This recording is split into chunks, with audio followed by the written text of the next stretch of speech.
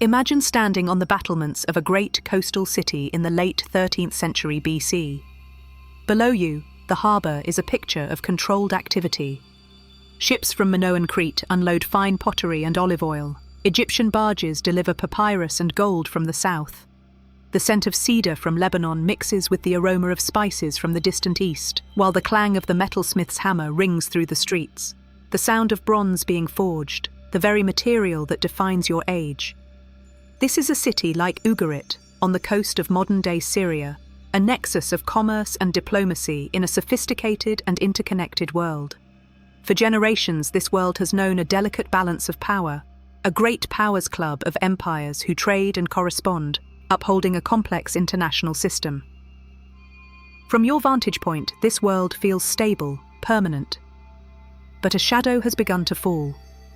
From the north, rumours have been moving down the coast, first as whispers, then as panicked reports. Cities are falling, harvests are failing. A strange silence is descending upon lands that were once powerful.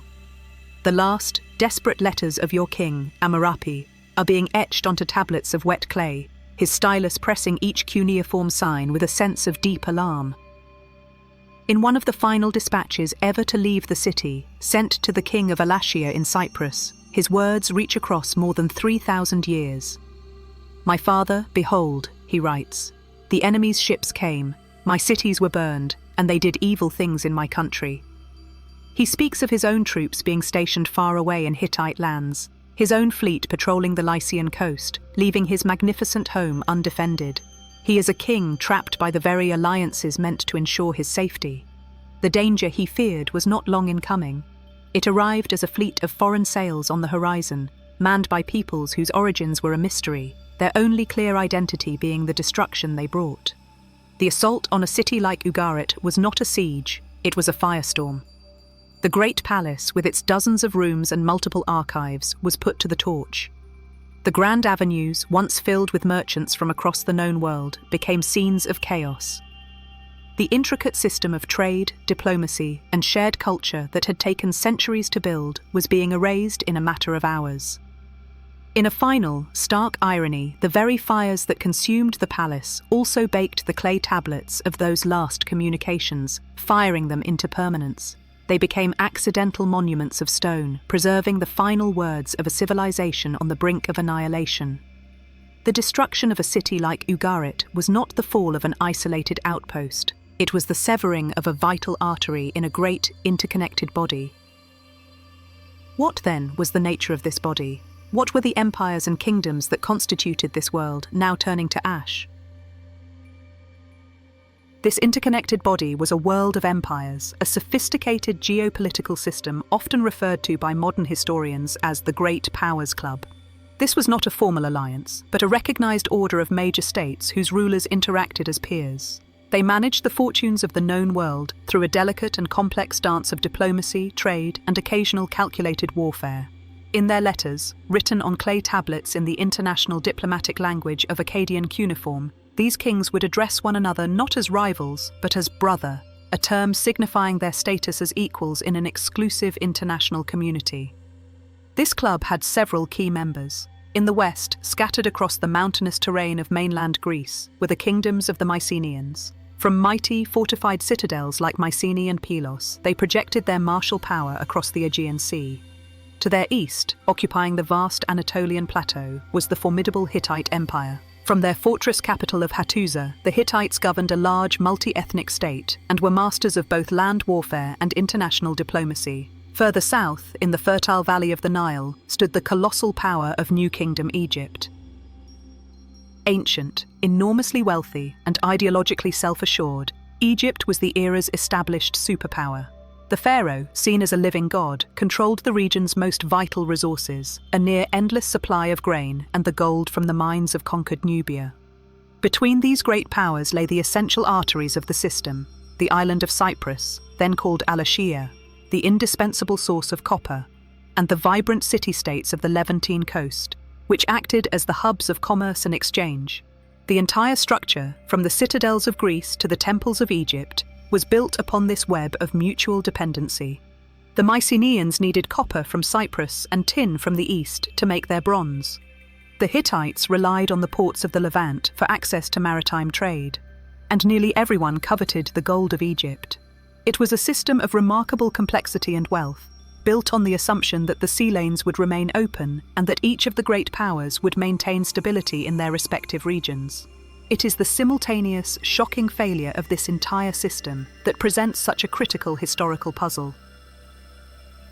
The simultaneous failure of this complex international system presents one of the great questions of ancient history. This was not a slow, predictable decline of a single empire. It was a rapid and widespread collapse that occurred across the eastern Mediterranean in the space of a single generation. The Hittite Empire in Anatolia vanished from the historical record entirely. The great Mycenaean citadels of Greece were destroyed or abandoned, and even the mighty New Kingdom of Egypt was battered so severely that it entered a long period of decline from which it would never fully recover its former imperial strength. The central question is therefore not what happened to one kingdom, but what happened to them all. What force, or what combination of events, could trigger such a widespread and synchronous collapse? For many years, scholars searched for a single, comprehensive answer. The most long-standing candidate for this role was the group known in Egyptian records as the Sea Peoples. The idea of a mysterious, invading horde sweeping out of the sea provided a dramatic and seemingly straightforward explanation for the destruction. However, as more archaeological and scientific evidence has been gathered over the decades, it has become clear that no single cause can account for the sheer scale of the devastation across so many different regions and cultures. This has led to the modern scholarly consensus, a more complex and sobering explanation, the theory of a systems collapse. This model proposes that the late Bronze Age world was brought down not by a single blow, but by a perfect storm, a convergence of multiple interlocking crises that struck at roughly the same time. These individual stresses included significant climate change leading to drought and famine, a series of major earthquakes, internal rebellions within the Palatial states, and disruptions caused by migrating groups, including the Sea Peoples. According to this model, these were not isolated events. They created a deadly feedback loop where a crisis in one area would weaken a society and leave it vulnerable to the next shock, leading to a rapid, cascading failure of the entire international structure. Therefore, the investigation into the Bronze Age collapse is no longer a search for a single culprit.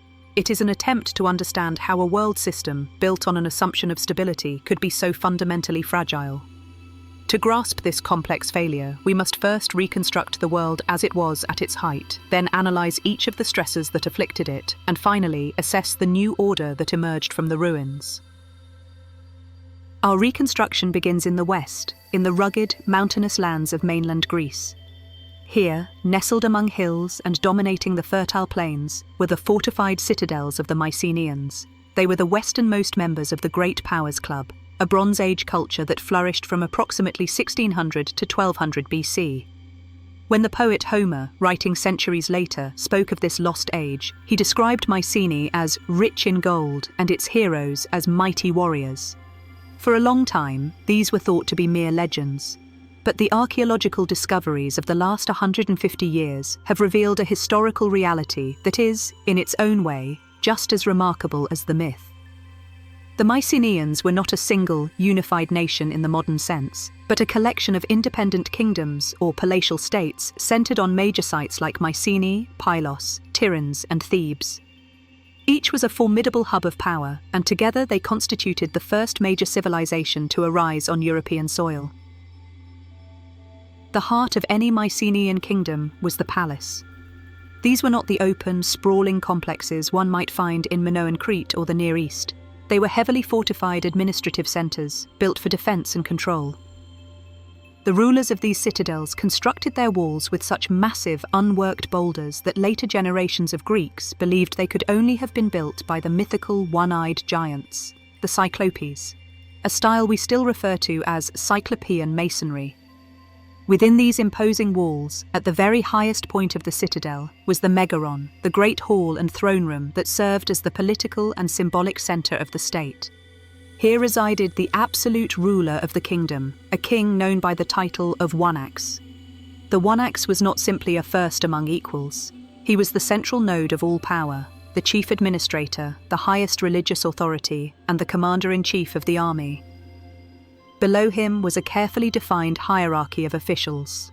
The lauagetas was the second in command, likely the leader of the army. Below him were various administrators and local officials, ensuring the king's control extended throughout his territory.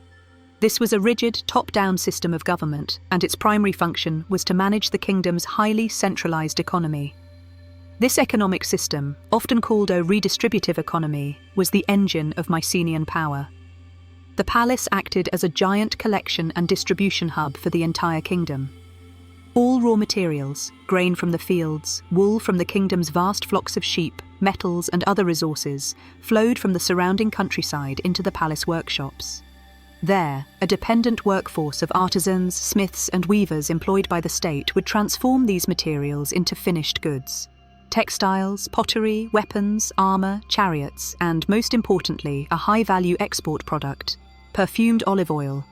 These finished goods were then distributed back out by the palace bureaucracy as rations for its workers, or used by the elite for trade with other kingdoms. It is because of this meticulous, all-encompassing bureaucracy that we know so much about the inner workings of these palaces. The Mycenaeans adapted the script of the Minoans into a new form we call Linear B, and they used it to keep their extensive records on tablets of clay.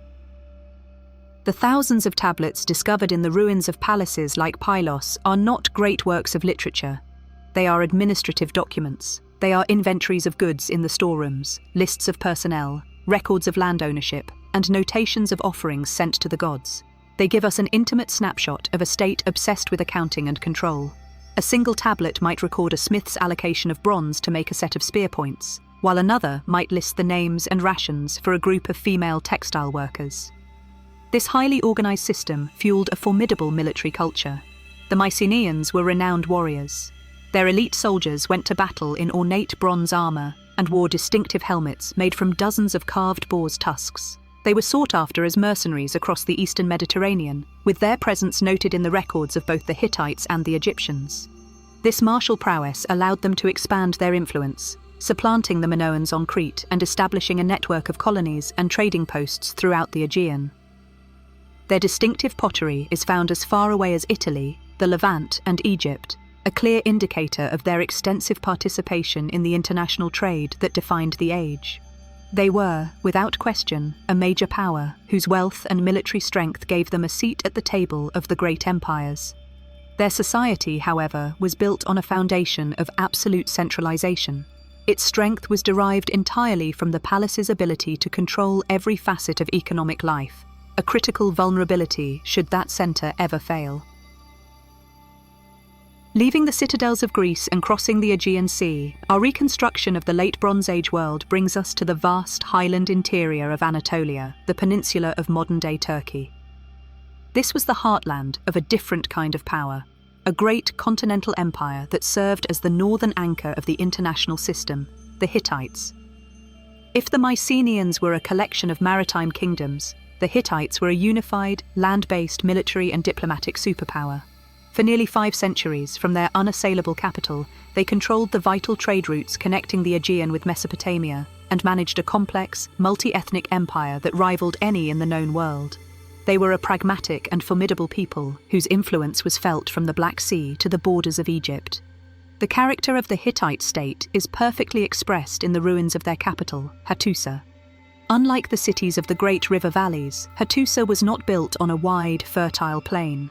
It was a masterpiece of defensive engineering, constructed amidst a rugged, rocky landscape. The city was enclosed by a massive double wall that stretched for more than 5 miles, punctuated by defensive towers and bastions. Its grand gates were not merely entrances, but monumental statements of power, flanked by immense carved stone lions, sphinxes, and warriors.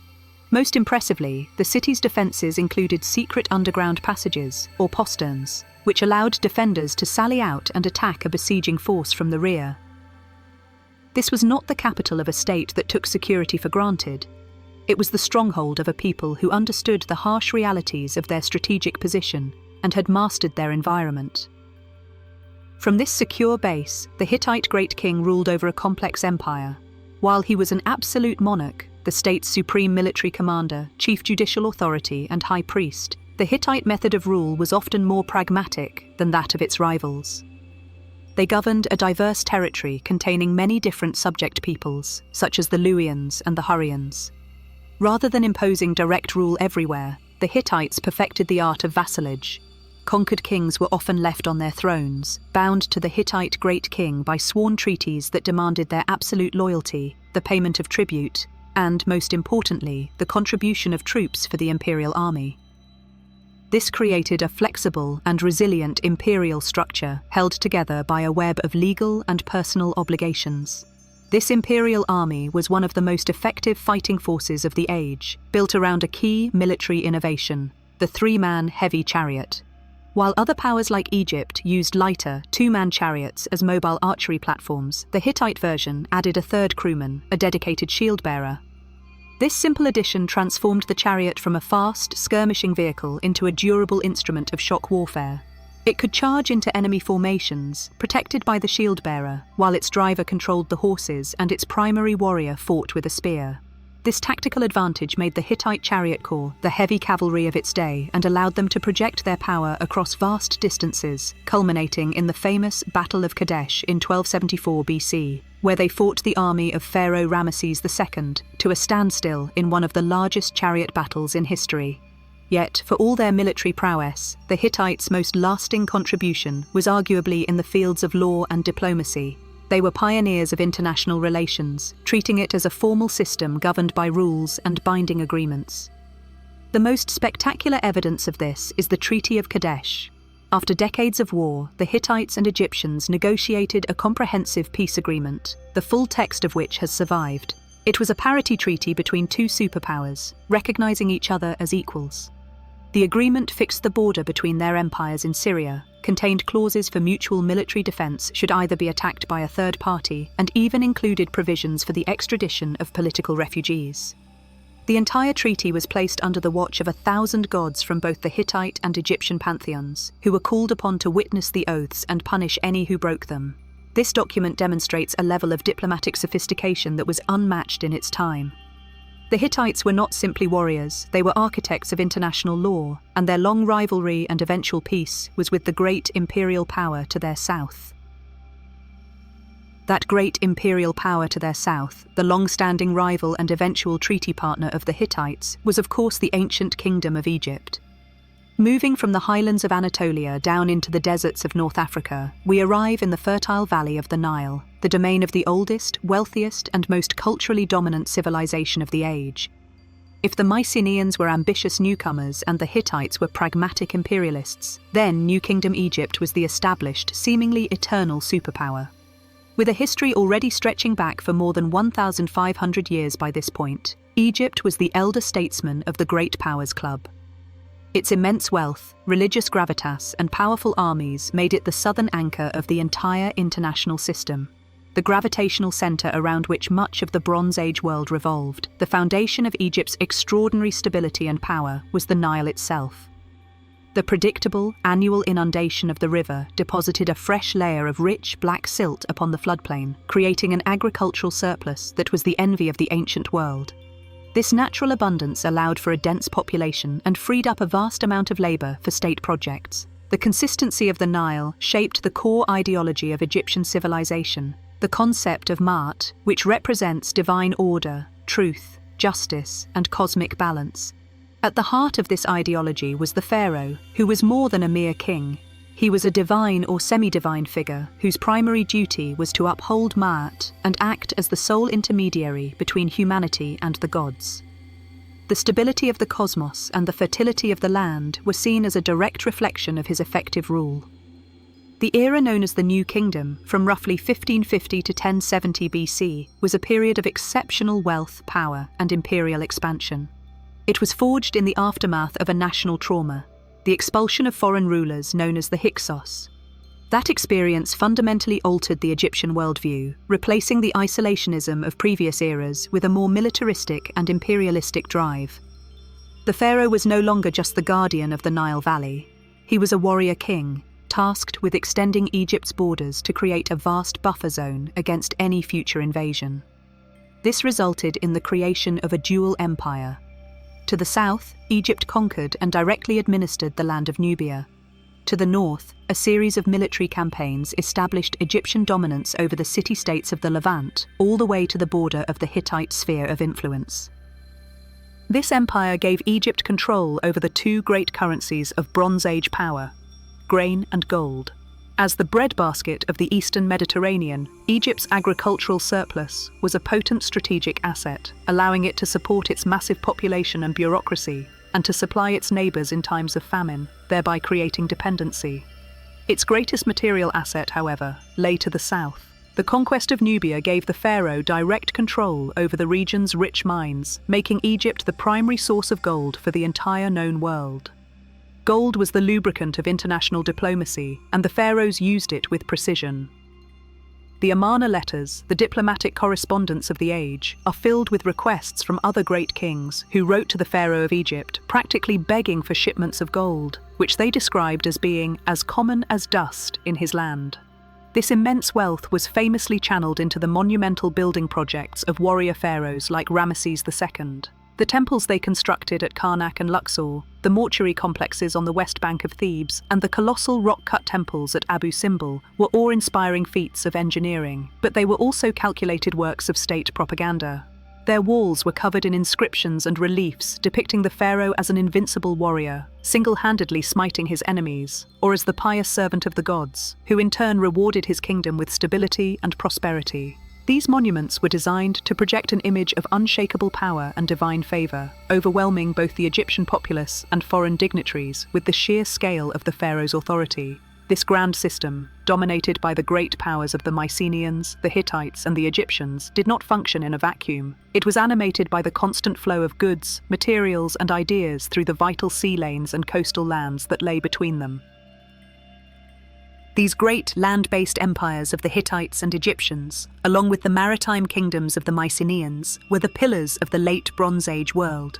But the system was animated by the constant flow of goods, materials, and ideas through the vital sea lanes and coastal lands that lay between them.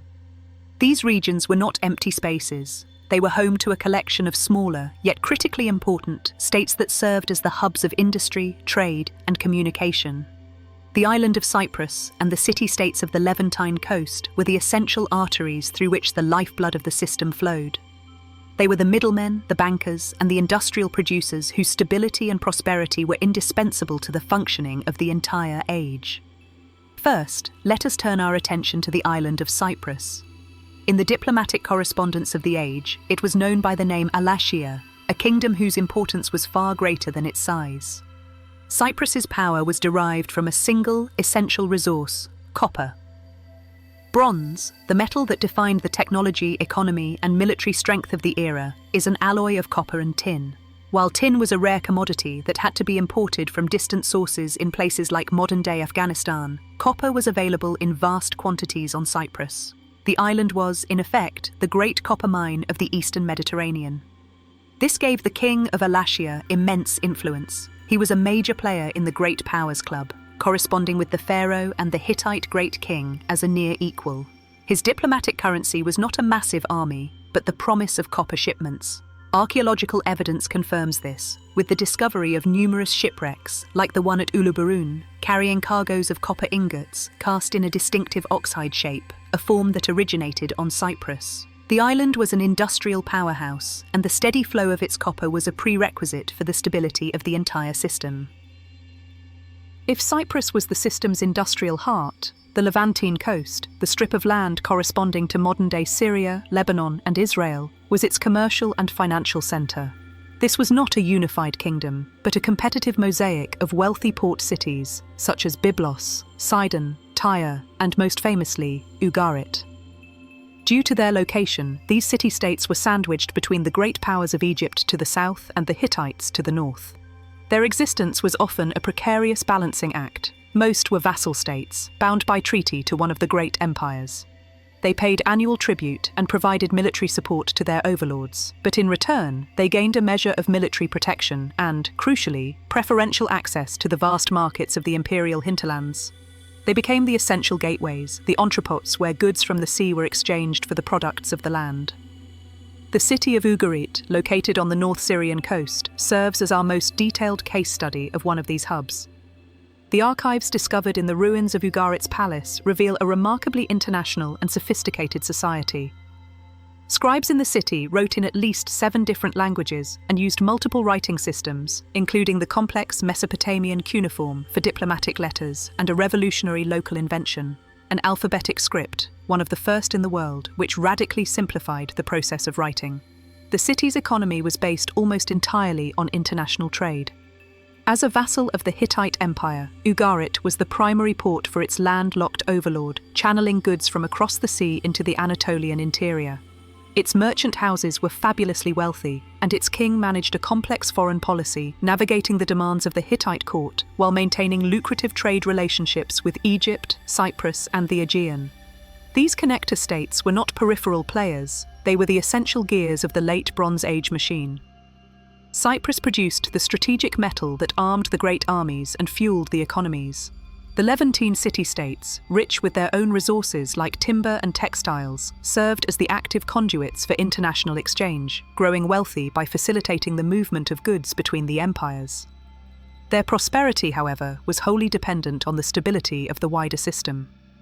They thrived when the sea lanes were safe and the great powers were at peace, but they possessed little ability to defend themselves against major disruptions.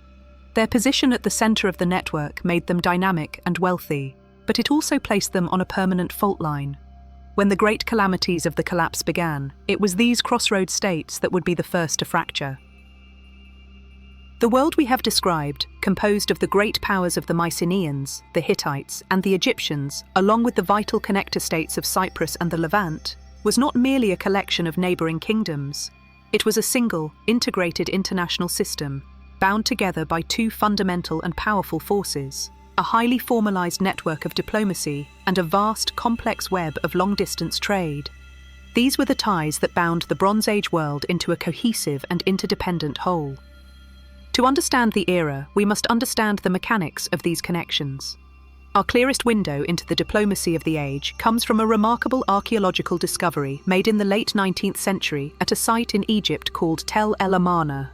Here, a local woman uncovered a cache of over 300 clay tablets, which were later identified as the state diplomatic archives of the pharaohs Amenhotep III and his son Akhenaten.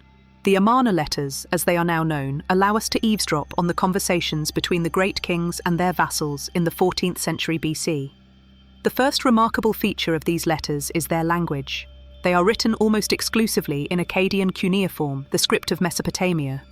The fact that Egyptian scribes and foreign kings from across the Near East all used a single, foreign language for their correspondence demonstrates a deeply entrenched and universally accepted diplomatic protocol.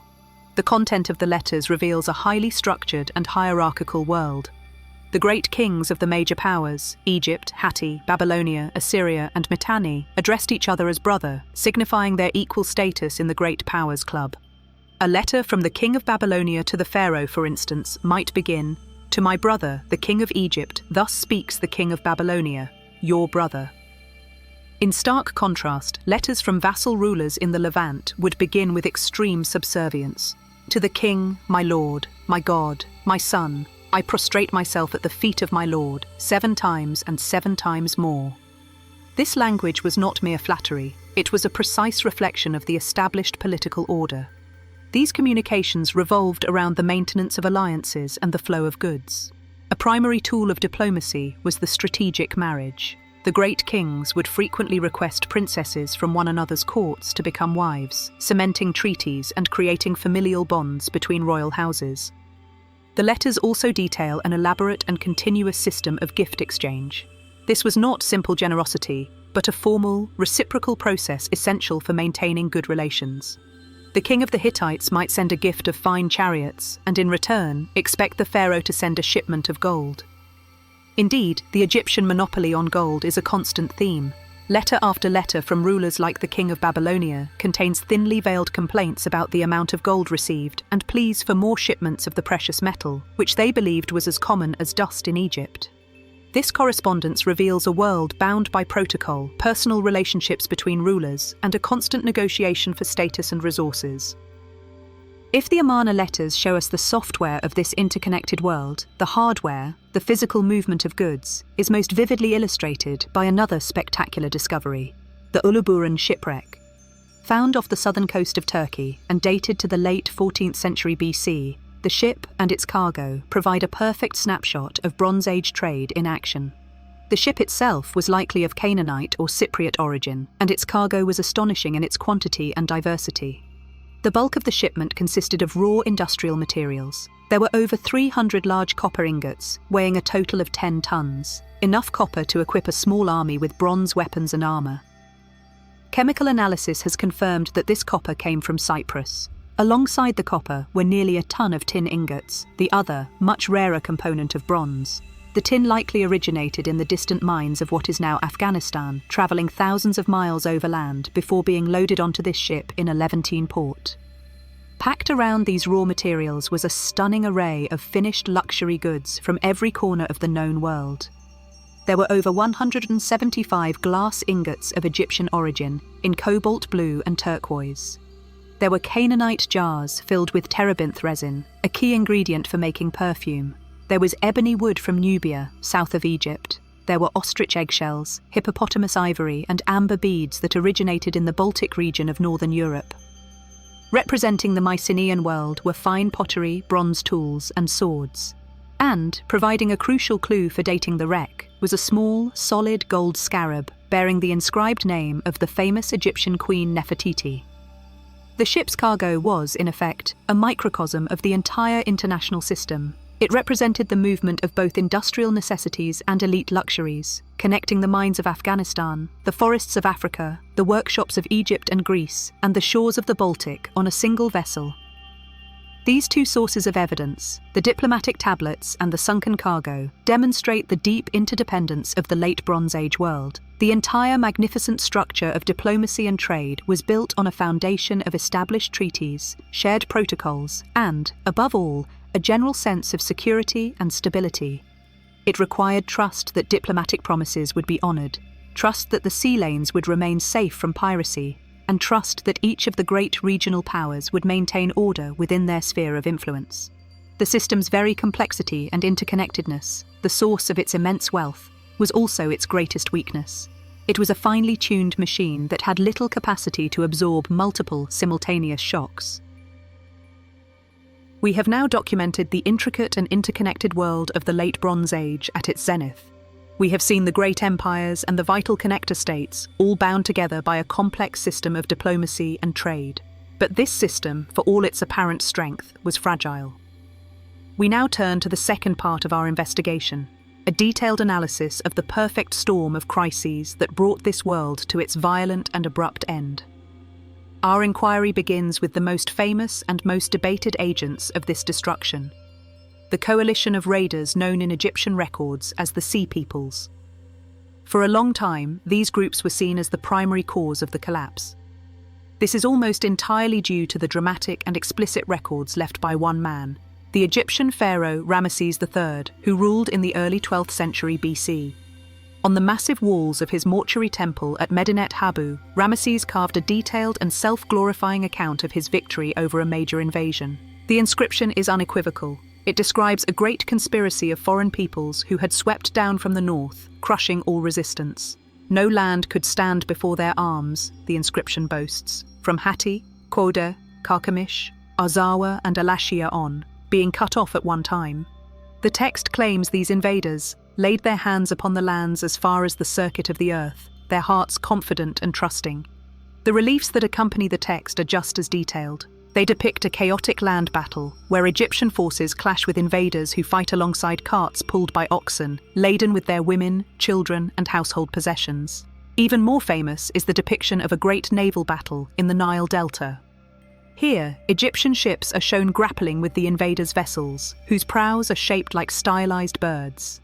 The invaders themselves are depicted with striking detail, wearing distinctive feathered or horned helmets and fighting with long swords and round shields. Ramesses, of course, portrays himself as an invincible hero who single-handedly repelled this existential threat, declaring that he overthrew them, slain and made heaps of them. For modern historians, this account provided a seemingly perfect explanation for the collapse. A massive, coordinated invasion by a confederation of sea-born warriors. The Egyptian records provide a list of the peoples who made up this confederation. They include names such as the Peliset, the Checker, the Shekelesh, the Denyen, and the Weshesh, among others. The identity of these groups has been the subject of intense scholarly debate for over a century, as historians have attempted to link these Egyptian names to known peoples from across the Mediterranean. The Peliset are almost universally identified with the biblical Philistines. The Denyen are often hypothetically linked to the Danans, one of the names used for the Greeks in Homer's epics. Other proposed connections include the Shekelesh with the Cycles of Sicily and the Sherdan, another group mentioned in earlier records, with Sardinia. These identifications, however, are mostly based on linguistic similarities and are difficult to prove definitively. What is clear is that this was not a single, monolithic ethnic group, but a coalition of different peoples, likely originating from various locations in the Aegean and central Mediterranean. Evidence for their activity is not limited to Egypt. At the city of Ugarit, one of the last letters ever written by its king, Amurapi, speaks of enemy ships and of a coming attack his city cannot repel. In Cyprus, major urban centres like Enkomi and Kition show clear evidence of violent destruction at this time, followed by the appearance of a new style of pottery and architecture with strong Mycenaean Greek characteristics, suggesting the arrival of new people. The question that has long dominated the debate is what to make of this evidence. Were the Sea Peoples a conquering horde that single-handedly caused the collapse, or were they something else entirely? The modern consensus has shifted significantly away from the idea of a coordinated military invasion. Scholars now point to the very evidence provided by Ramesses III as a clue to the true nature of the phenomenon.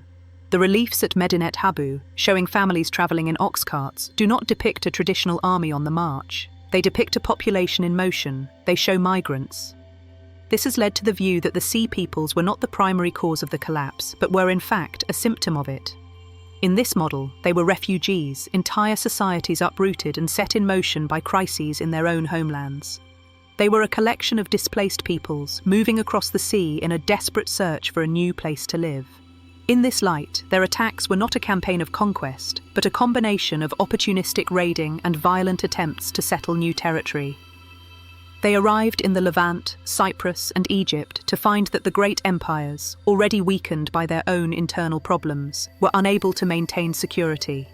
The Hittite Empire was gone, the Mycenaean palaces were in ruins, and the great international system of trade and diplomacy had broken down. The Sea Peoples, therefore, were an accelerant of the collapse, not its ultimate cause. They were preying on a world that was already dying. The one group whose story we can follow after the battles in Egypt is the Peliset. Having been defeated by Ramesses, they, along with the Checker, appear to have settled on the southern coast of the Levant, in the region that would come to be known as Philistia. Archaeologically, this period sees the appearance of a completely new material culture in cities like Ashkelon, Ashdod, and Ekron. This new culture, with its distinctive pottery related to Mycenaean styles, its unkosher taste for pork, and its unique architectural forms, is clearly intrusive to the region.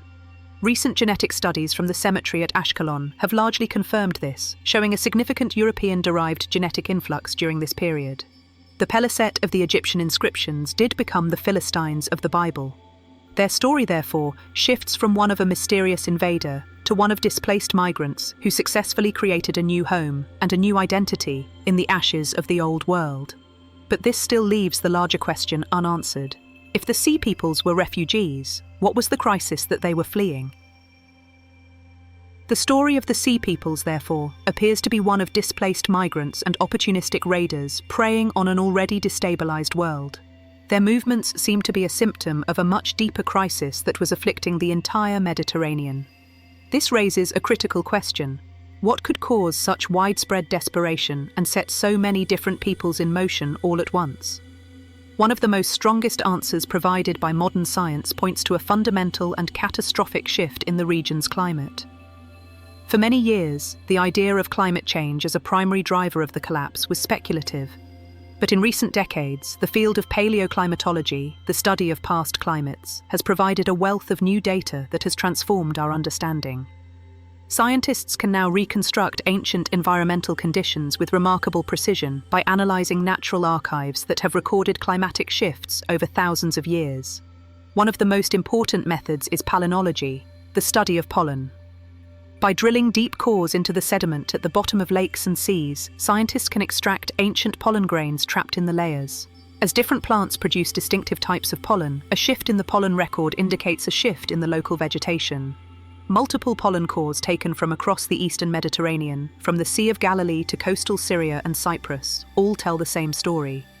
Around 1200 BC, there is a sharp decline in the pollen from deep-rooted trees like oaks, pines and olives, and a corresponding increase in the pollen from dry land shrubs and grasses.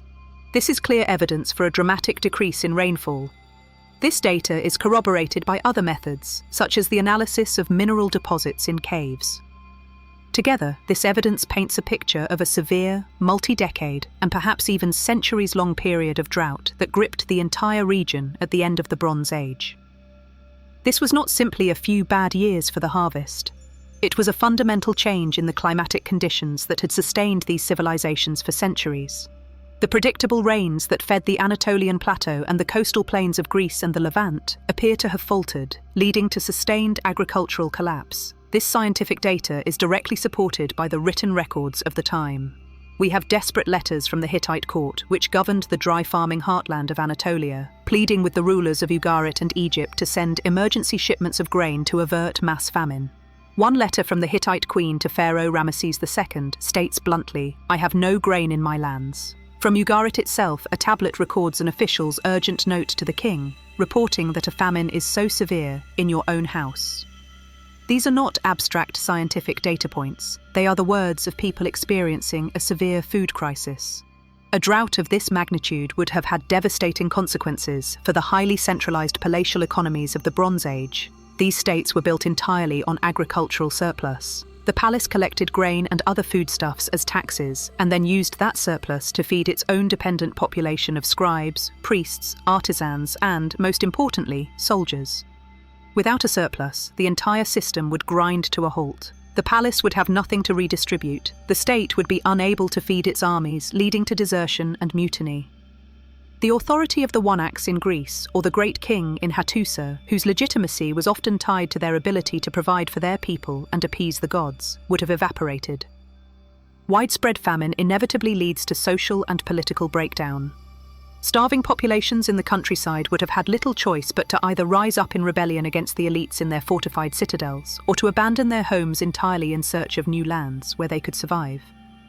In this context, the Sea Peoples phenomenon becomes much clearer.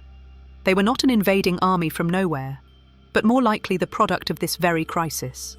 A mass migration of people from across the Aegean and Mediterranean, fleeing lands that could no longer feed them. The climate-driven collapse of their own societies forced them into a desperate, and often violent, search for a new home. A civilization already weakened by decades of drought and famine, with its population on the move and its central authorities losing their grip, was in a critically fragile state. It was a world teetering on the edge, and it was at this precise moment of vulnerability that the ground itself began to shake. Adding a powerful physical shock to the ongoing climate crisis, a wave of intense seismic activity appears to have swept across the eastern Mediterranean, shattering cities and crippling the great empires. This was likely not a single isolated event, but what some seismologists and archaeologists have termed an earthquake storm. The theory, championed by scholars like Amos Noor and Eric Klein, proposes a progressive sequence of major earthquakes migrating along the region's complex fault lines over a period of roughly 50 years, from about 1225 to 1175 BC. In this model, a large earthquake on one segment of a fault line does not just release stress, it can transfer that stress to an adjacent, locked segment, increasing the likelihood of a future rupture. This can create a domino effect, a chain reaction of seismic events across a wide geographical area. The eastern Mediterranean is a seismically active region situated at the intersection of the African, Eurasian, and Arabian tectonic plates. The major fault systems that run through Anatolia and down the Levantine coast make such a sequence entirely plausible. The evidence for this hypothesis is not speculative, it is written in the archaeological record of the cities that were destroyed. Archaeologists have learned to distinguish the signature of an earthquake from that of a military conquest. An invasion often leaves behind evidence of a battle, such as weapon caches, extensive burn layers from deliberate arson, and unburied bodies in the streets. An earthquake, by contrast, leaves a different kind of signature, walls that have collapsed in the same direction, Columns that have fallen like dominoes, floors that have been warped and tilted, and skeletons found crushed under tons of fallen masonry within their own homes. When we look at the destruction layers of the Great Bronze Age sites, this is precisely what we find. In Greece, the massive Cyclopean walls of Mycenae and Tiryns show evidence of having been toppled by immense force. At Mycenae, archaeologists discovered the skeletons of individuals who had been crushed inside a house, not in a battle. In the Levant, the great city of Ugarit shows clear signs of seismic destruction, including distorted walls and bodies buried under collapsed buildings, corroborating the textual evidence of its violent end. Other major Canaanite cities, such as Megiddo and Hazor, also have destruction layers from this period that are consistent with a powerful earthquake. In Anatolia, the famous city of Troy, in the layer known as Troy Sixth, appears to have been levelled by an earthquake before being rebuilt and later sacked. The power of the argument lies in its synchronicity. The fact that one city might be destroyed by an earthquake is unremarkable, but the fact that dozens of major urban centres across Greece, the Aegean, Anatolia and the Levant all show evidence of violent seismic destruction within the same narrow 50-year window is strong evidence for a regional, cascading crisis. The impact of such an earthquake storm on societies already hollowed out by famine would have been immense. The destruction of palaces, temples, and administrative buildings would have crippled the central authorities. The collapse of granaries would have destroyed whatever meagre food reserves remained. Damage to ports, roads, and irrigation systems would have paralysed the economic infrastructure. For the people living through this, the psychological impact would have been severe. In a world where natural events were seen as direct expressions of divine will, a series of powerful earthquakes would have been interpreted as a sign that the gods had become angry and withdrawn their favour from the ruling kings. This would have shattered the religious and political legitimacy of the ruling class. The physical collapse of palaces and city walls was a mirror for the social collapse taking place within them. With the gods seemingly hostile, the granaries empty, and the rulers unable to protect their people from even the ground beneath their feet, the very bonds of society began to fray. The greatest threat to the ruling elite may not have been from invaders at the gates, but from the desperate, starving populace within the walls. This brings us to the next critical factor in our analysis: the internal weaknesses and systemic brittleness of the late Bronze Age kingdoms. The palatial economies of the Mycenaeans, Hittites, and other states were remarkably efficient systems in times of stability, but they lacked resilience. Their structure can be described as brittle. Power, production, and resources were all concentrated in one central place, the palace. This centralization was a critical vulnerability. There were no significant independent markets or powerful merchant classes that could continue to function if the palace administration failed. The entire economic life of the kingdom, from the collection of wool and grain to the production of textiles and bronze, was managed by a top-heavy bureaucracy. If the palace burned, the entire economic system of the state effectively ceased to exist. This system also created extreme dependency. The thousands of specialized artisans, scribes, priests, and soldiers who worked for the state did not own their own land or businesses. They were dependent on the palace for their daily food rations and their raw materials. When the agricultural surplus vanished due to drought, the palace could no longer provide for them. A master bronzesmith, without an allocation of metal from the central authority, could not practice his craft. A troop of soldiers, without rations from the royal granaries, would not remain loyal for long. The intricate web of dependencies that made the system so efficient also made it susceptible to a rapid, total breakdown. The evidence for such an internal collapse is often circumstantial, but compelling. At Pylos, some of the last Linear B tablets written before its destruction record the dispatch of watchers to guard the coasts. While this is often interpreted as a watch for foreign invaders, some scholars argue it could equally represent an attempt by the central authority to control its own restive population or to prevent them from fleeing the failing kingdom. More telling is the archaeological evidence of hoarding. At many sites, caches of valuable objects, gold, silver, and bronze tools, have been found deliberately hidden under floors or buried near walls. This suggests a period of intense instability where people feared for their property, not just from foreign enemies, but potentially from their own desperate neighbours or a breakdown of local law and order. Furthermore, the destruction patterns at some sites do not neatly fit the narrative of a foreign conquest. Sometimes, only the elite palace and administrative centres are subject to massive destruction, while the surrounding lower towns and farmsteads are left relatively untouched. This pattern could suggest a targeted internal uprising, a peasant revolt, aimed specifically at the symbols of the ruling class. The social contract between the rulers and the ruled had been broken. The vast majority of the population, the farmers and herders who produced the kingdom's wealth, owed their surplus to a tiny elite who, in return, were expected to provide stability, security, and intercession with the gods. In an age of famine and earthquakes, the elites had failed to uphold their end of the bargain. Faced with starvation, while the palace storerooms were still perceived to hold wealth, the impulse to rise up, loot the granaries, and burn the seat of power would have been immense. The image that emerges, therefore, is one of empires not just conquered from without, but hollowed out from within. The ruling elites, with their religious and political authority shattered, and their own people turning against them, now faced another compounding problem. On their borders, the very nature of warfare itself was changing, and their grand, expensive armies designed for the state-on-state conflicts of the past were ill-equipped to handle this new kind of threat. This brings us to another influential theory for the collapse, a fundamental revolution in military technology and tactics. This explanation, most forcefully argued by historian Robert Drews, proposes that the late Bronze Age catastrophe was driven by a military shift that rendered the traditional armies of the great kingdoms obsolete. For centuries, the pinnacle of military power was the horse-drawn, two-wheeled chariot.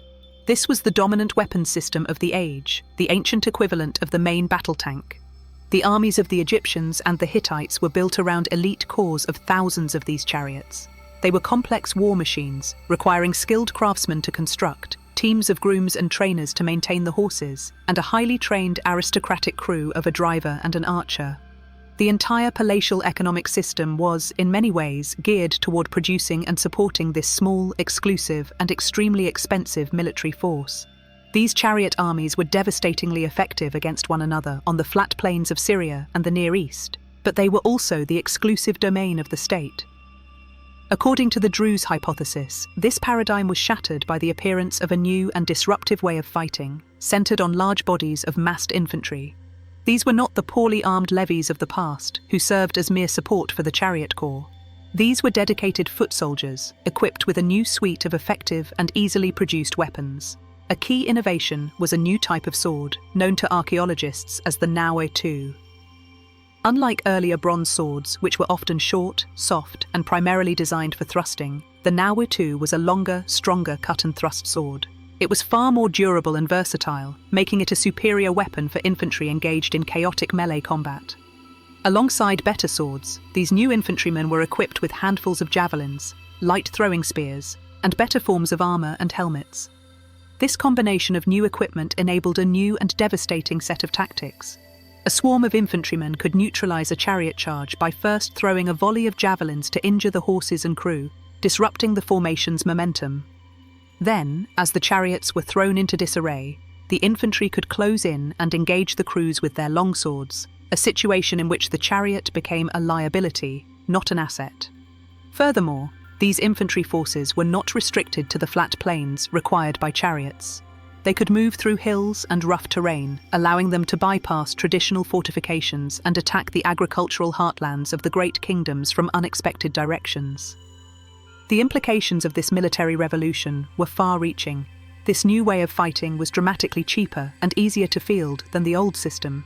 It did not require the massive state-sponsored infrastructure of the palatial economy. Any local chieftain or ambitious warlord could equip a large number of men with effective infantry weapons for a fraction of the cost and time it took to build and maintain a chariot force. This effectively broke the military monopoly of the great states. Peripheral peoples, internal rebels, and migrating groups, such as the Sea Peoples, could now challenge and defeat the elite armies of the kings and pharaohs. The traditional view of the Sea Peoples, in fact, often portrays them as the primary bearers of this new military technology. While most scholars today do not accept this military revolution as the sole cause of the collapse, it remains a critical piece of the puzzle. It was a potent new tool of destruction that appeared at the worst possible moment for the established powers. When deployed against states already crippled by drought, famine, earthquakes, and internal rebellion, these new military methods would have been devastatingly effective, turning a period of crisis into one of total collapse. We are now faced with a complex array of devastating factors: a climatic crisis, seismic shocks, internal rebellions, and a revolution in warfare. The final step in our analysis of the collapse is to understand how these individual crises interacted to create a total and cascading systems failure. The concept of a systems collapse proposes that the highly interconnected and interdependent world of the Late Bronze Age had become too complex and too rigid, losing the resilience needed to absorb multiple, simultaneous shocks. We can reconstruct the likely sequence of this cascading failure. The process likely began with the long-term underlying pressure of climate change. The prolonged drought that began in the late 13th century BC was the foundational crisis. It systematically depleted the agricultural surplus that was the bedrock of the entire palatial economy. Year after year of poor harvests would have emptied the royal granaries, weakened the general population, and placed immense strain on the central authorities who were expected to provide for their people. Onto this deeply stressed system, add the next shock, the earthquake storm. A series of major seismic events sweeping across the region would have destroyed critical infrastructure. Palaces, city walls, harbours, and roads would have been heavily damaged or levelled. This not only crippled the administration, but also made it physically impossible to move troops or distribute whatever food aid remained. For a populace already suffering from famine, the destruction of their cities by an act of nature would have been a severe psychological blow, shattering any remaining faith in the ability of their rulers or their gods to maintain order. This combination of environmental catastrophe created the conditions for a social implosion. With the social contract broken, the starving and desperate rural populations likely turned on the ruling elites. The internal rebellions we see evidence for were not a cause in themselves, but a consequence of the preceding crises. The burning of palaces and the hoarding of valuables are signs of a society turning on itself as central authority dissolved. It is into this world of chaos, famine, and civil strife that the so-called Sea Peoples and other migrating groups arrived. They were not an organised army attacking a stable civilization. They were refugees and opportunists encountering a power vacuum. Furthermore, the revolution in warfare meant that these groups were armed with effective infantry weapons. They faced state armies that were demoralised, starving, and likely unpaid, in kingdoms whose command structures had already been destroyed by earthquakes and internal revolts. The great powers were hollowed out from within and were easily toppled by forces they would have repelled in previous centuries. The final, irreversible blow was the severing of the international trade routes. The chaos at sea and on land made long-distance commerce impossible. This meant the flow of essential raw materials stopped. Most critically, the supply of tin from the east was cut off. Without tin, the great states could no longer produce bronze. An army cannot fight without weapons. A society cannot function without tools. The inability to produce the very metal that defined their age was the final nail in the coffin. The feedback loop was complete. Climate change caused famine, which caused internal rebellions. Earthquakes shattered infrastructure and legitimacy. Migrating groups armed with new weapons took advantage of the chaos, which in turn destroyed the trade networks, starving the system of the very materials needed to rebuild or fight back. The result was not just the fall of empires, but the disintegration of an entire mode of existence. The highly specialized, centralized, and interdependent system was too brittle to bend and too complex to reboot. Once the central palace administrations were gone, the intricate knowledge required to run them vanished as well. In many regions, literacy itself disappeared because the small class of scribes who used it was wiped out along with the palaces that employed them. A dark age, in the truest sense of the term, descended upon the Eastern Mediterranean. Our final task is to walk through the ashes of this collapsed world and see what, if anything, survived and what new forms of society eventually rose to take its place. The aftermath of the late Bronze Age collapse was not a uniform experience across the ancient world. Different regions suffered different fates, but perhaps nowhere was the collapse more total, the societal regression more severe, or the subsequent darkness more complete than in the former heartlands of the Mycenaean kingdoms. This period, stretching from roughly 1100 to 800 BC, is commonly known as the Greek Dark Age. The term Dark Age is used by historians for a specific reason. It is primarily dark to us because of an almost complete absence of written records. The great palaces, with their archives and armies of scribes, were gone. As we will see, the very knowledge of writing itself vanished from Greece for several centuries. This silence in the historical record is matched by the archaeological evidence, which points to a severe and prolonged societal breakdown. The great citadels of Mycenae, Pylos, and Tiryns were not rebuilt. Their massive walls crumbled, and their grand halls fell into ruin. In some cases, small groups of squatters built crude huts within the abandoned fortifications, a testament to the complete disappearance of the centralized power that had once resided there. The entire political and economic system of the Wanax and the Palatial redistributive economy was erased. This political collapse was accompanied by a catastrophic demographic decline.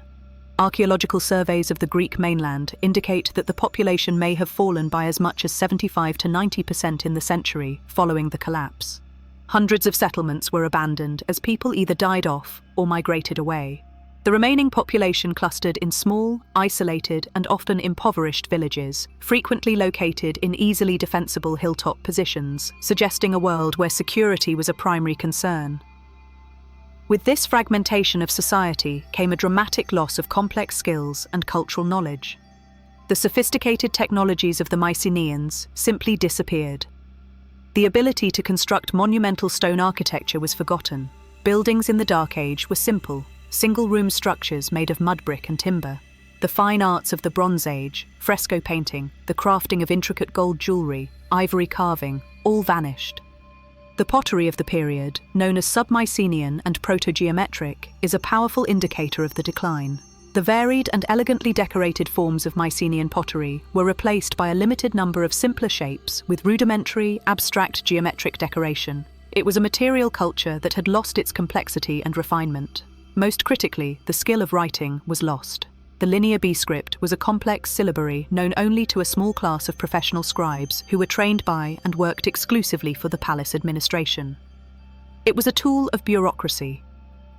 Once the palaces were destroyed and the bureaucracy ceased to exist, the script had no function. It was not a system used for literature, personal letters, or public inscriptions. As a result, within a generation, no one in Greece could read or write. For the next 400 years, the Greek world would be an entirely pre-literate society, until a new and much simpler form of writing, the alphabet, was adopted from the Phoenicians centuries later. The world of the Greek Dark Age was smaller, poorer, and more isolated than the one it replaced. The great international trade routes that had brought copper, tin, ivory, and amber to the Mycenaean palaces were completely severed. It was a simplified world of subsistence farmers and local chieftains, or basileis, ruling over small communities. Yet it was in this period of regression that the seeds of a new world were sown. Out of necessity, smiths slowly mastered the new and more difficult technology of ironworking. Iron ore was locally available in Greece, unlike the tin required for bronze, making it the metal of a new, more localized age. The collapse in Greece was a near-total obliteration of a civilization, a descent into a centuries-long period of isolation and recovery. This level of systemic failure, however, was not uniform across the entire eastern Mediterranean. Further east, in the ancient lands of the Levant and the Nile Valley, the aftermath of the catastrophe took on a very different character, marked not by complete erasure, but by the decline of old powers and the dynamic rise of new peoples. Egypt, the great superpower of the age, survived the initial crisis. The centralized state did not break down, literacy was not lost, and the armies of Ramesses III successfully repelled the invasions of the Sea Peoples and Libyans. But this was a Pyrrhic victory. The wars had been enormously costly, exhausting a treasury that was already strained by the disruption of international trade and the loss of tribute from its northern empire. In the years that followed, Egypt's strength continued to wane. It permanently lost control of its territories in the Levant, and its dominion over Nubia faltered, cutting off the vital supply of gold. A famous text from this period, the Report of Wenamun, perfectly illustrates Egypt's diminished status. It tells the story of an Egyptian envoy sent to the Phoenician city of Byblos to acquire cedar wood, who is treated with disrespect and forced to haggle for months, a striking contrast to the days when the pharaoh's word was law in the region. This loss of international prestige was mirrored by internal fragmentation. The central authority of the pharaoh weakened, and the country effectively split into two, with a ruler in the northern city of Tanis and the powerful high priests of the god Amun controlling the south from Thebes. This decline ushered in the era known as the Third Intermediate Period, a long stretch of political division and rule by foreign dynasties, most notably Libyans who had initially entered the Nile Delta as settlers and mercenaries. Egypt survived. but as a shadow of its former imperial self. The withdrawal of both Egyptian and Hittite control from the Levant created a power vacuum for the first time in centuries.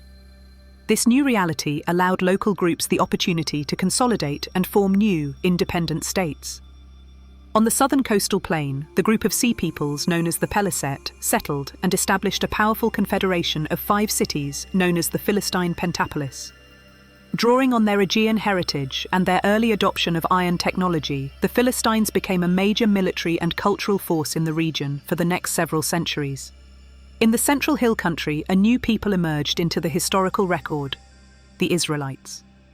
The archaeological evidence points to a wave of new settlement in the highlands during the early Iron Age, characterized by a proliferation of small, unwalled agricultural villages. Over the next 2 centuries, these communities would gradually coalesce into a unified monarchy, taking its place alongside the other new small kingdoms of the region, such as Ammon, Moab, and Edom. Meanwhile, on the coast of modern-day Lebanon, the direct descendants of the old Canaanite port cities not only survived the collapse, but thrived in its aftermath. Free from the domination of their imperial overlords, cities like Byblos, Sidon, and Tyre entered a new age of commercial expansion. Known to the Greeks as the Phoenicians, these master seafarers became the dominant maritime traders of the early Iron Age. They established a trading network that stretched across the entire Mediterranean, founding colonies as far away as North Africa, most famously at Carthage and Spain. Their most significant contribution to world history, however, was the export of their writing system. The simple 22-character Phoenician alphabet was adopted by traders across the sea, including the Greeks, who added vowels to it. This adapted script became the ancestor of the Latin alphabet and thus of most modern Western writing systems. This new political map, with its collection of vibrant and competing smaller states, was a direct product of the collapse. But this new era was not just defined by new peoples and new political borders. It was built upon a fundamental change in the very material of civilization itself. The Age of Bronze was over. The Age of Iron had begun. This technological shift was not a matter of simple progress or invention, but a direct consequence of the systemic breakdown of the world that had come before. To understand this transition, we must first recall the nature of bronze. It is an alloy created by mixing a small amount of tin, typically about 10%, with copper. While copper was relatively accessible, particularly from Cyprus, tin was exceptionally rare in the ancient world. The great empires of the late Bronze Age depended on incredibly long, fragile, and complex trade routes to bring tin from distant mines in places like modern-day Afghanistan. The entire military and economic structure of the age, from the weapons of its soldiers to the tools of its artisans, was dependent on this reliable, long-distance supply of tin. When the international system collapsed, these trade routes were completely severed.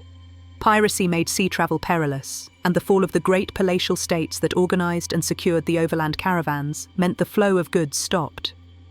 Without tin, industrial-scale bronze production became impossible. The Bronze Age effectively ended because the world ran out of bronze. In the aftermath of the collapse, societies had to find an alternative. That alternative was iron. Unlike tin, iron ore is one of the most abundant elements in the Earth's crust and was available locally in many regions, including Greece, Anatolia, and the Levant. The challenge with iron was not finding it, but processing it. It has a much higher melting point than copper, meaning it could not be liquefied and cast using Bronze Age technology.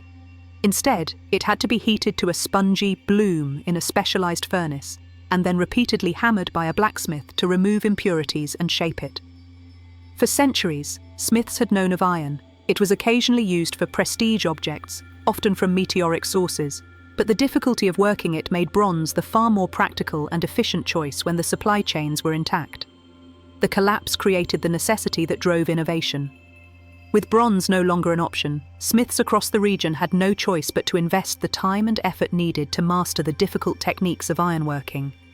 Over the decades of the Dark Age, these methods were slowly perfected. The result was a metal that, while perhaps not initially superior to high-quality bronze, was significantly more accessible. This shift had a revolutionary impact on society. In the Bronze Age, metal was expensive, and its production was controlled by the state. Weapons and tools were the property of the palace. The widespread availability of iron ore broke this monopoly. A local blacksmith in a small village could now produce tools and weapons for his community. This democratization of metal had far-reaching consequences. For the first time, metal tools like plowshares, sickles, and axes could become common and affordable for the average farmer, potentially leading to increased agricultural productivity and helping societies recover. Similarly, iron weapons could be produced in greater numbers for local militias, permanently altering the scale of warfare and solidifying the shift away from the elite, state-sponsored chariot armies of the past. The widespread adoption of iron, therefore, was not a sign of triumphant progress, but a testament to the totality of the preceding collapse. It was a solution born of necessity in a simpler, more fractured world. And so, having walked through the ashes and witnessed the emergence of new peoples, new politics, and new technologies, we are left to consider the final, overarching lessons of this great cataclysm. The story of the end of the Bronze Age is not a simple one with a single culprit. The evidence does not point to a lone assassin, but rather to a convergence of fatal blows that struck a world that had become too rigid to adapt. The modern consensus, built on a century of archaeological and scientific discovery, is one of a perfect storm, a cascading systems failure that overwhelmed the civilizations of the Eastern Mediterranean. The process was driven by a multiplier effect. A long-term climatic crisis, bringing decades of drought and famine, created the foundational stress, weakening the population and emptying the royal granaries. Upon this vulnerable world, a sequence of powerful earthquakes delivered a devastating physical and psychological shock, shattering infrastructure and the people's faith in their leaders and their gods. This combination of crises ignited the flames of internal rebellion, as the social contract between the rulers and the ruled dissolved into violence, with desperate populations turning against the elite classes who could no longer provide security or sustenance.